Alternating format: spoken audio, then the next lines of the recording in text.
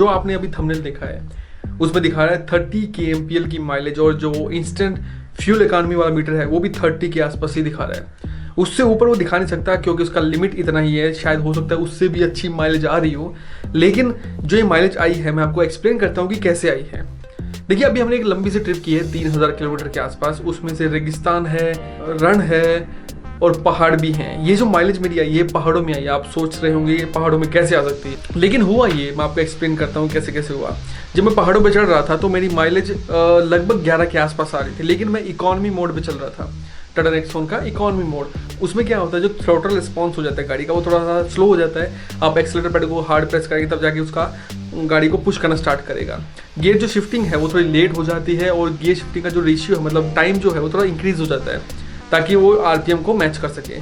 तो मुझे थोड़ा लग रहा था कि यार इसमें मज़ा नहीं आ रहा गाड़ी चलाने में, तो मैंने सिटी मोड में इसको शिफ्ट कर दिया। सिटी मोड में जो थ्रोटल रिस्पॉन्स है वो नॉर्मल हो गया, गियर शिफ्टिंग है वो नॉर्मल हो गई। लेकिन फिर भी जैसे आप पहाड़ पे चढ़ते हैं तो आपके पीछे पीछे कई सारी गाड़ियाँ चल रही होती हैं और वो ओवरटेक नहीं कर पाती है कई सिचुएशंस के अंदर। वैसे ही मैं अगर किसी गाड़ी के ऊपर ओवरटेक करना चाहता, मुझे मज़ा नहीं आता, ओवरटेक नहीं कर पा रहा था मैं। तो मैंने सोचा कि इसको स्पोर्ट्स मोड में करते हैं। सिटी मोड के अंदर मेरे को 10 की माइलेज मिल रही थी, जैसे ही स्पोर्ट्स मोड शिफ्ट किया गाड़ी चलाने का मज़ा डबल हो गया। ओवरटेक करना बहुत आसान हो गया था, गियर शिफ्टिंग भी बहुत स्मूथ हो गए थे क्योंकि हायर आरपीएम पे शिफ्ट हो रहा है। तो हायर आरपीएम पे हायर स्पीड में शिफ्ट हो रहा है तो उसमें कोई दिक्कत नहीं होती। लेकिन जब इको मोड में होता है तो हायर आरपीएम को लोअर आरपीएम पे लेके आना होता है, तब जाके उसको शिफ्ट करना होता है क्योंकि माइलेज निकालनी होती है और स्पोर्ट्स मोड में परफॉर्मेंस निकालनी होती है। तो उस टाइम में मेरी माइलेज ड्रॉप हो चुकी थी 8 के आसपास। अब मैं भी ये सोच रहा था यार क्या परफॉर्मेंस लूँ या माइलेज लूँ, तो मैंने उस टाइम पे माइलेज छोड़ के परफॉर्मेंस को चूज़ किया और स्पोर्ट्स मोड पूरी गाड़ी चलाई।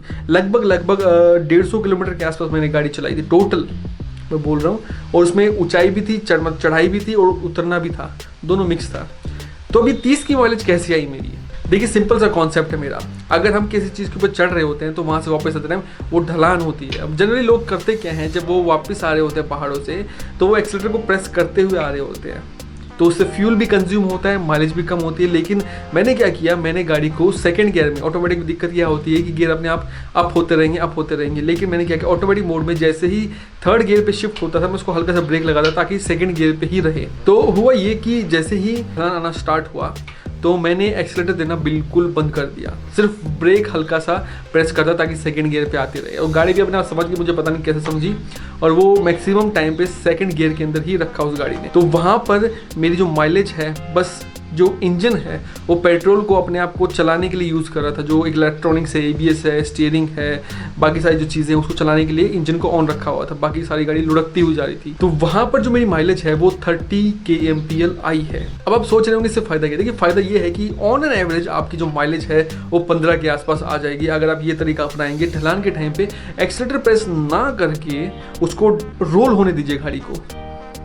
जो मेरे पीछे गाड़ियाँ थी वो मुझे ओवरटेक करके निकल रही थी, लेकिन मुझे कोई जल्दी नहीं थी। मैं आराम से माइलेज बचाते हुए आराम से निकलता हुआ आया, और मुझे जितना टाइम चढ़ने में लगा उतना टाइम उतरने में भी लगा क्योंकि मैं स्लो आ रहा था। और माउंटेन्स पर ड्राइविंग करने की जो टिप्स है मैंने आपको बता रखी है, स्लो ड्राइविंग करना ज़रूरी है। अगर आपने वो वीडियो देखी नहीं है तो डिस्क्रिप्शन बॉक्स में आप देख सकते हैं। तो ऐसे निकल के मेरी 30 kmpl की माइलेज आई। ओवरऑल अगर देखा जाए तो 15 की आई, लेकिन जो नीचे उतरते टाइम 30 kmpl की माइलेज आई थी।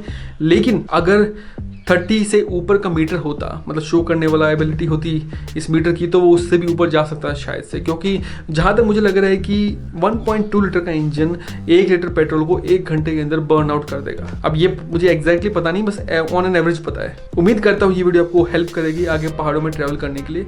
अगर आपको वीडियो पसंद आई है तो वीडियो को लाइक ज़रूर करना, चैनल को सब्सक्राइब जरूर करना, और हाँ, मिलता हूँ आपसे ऐसी किसी अगली वीडियो में। तब तक के लिए take care and bye bye.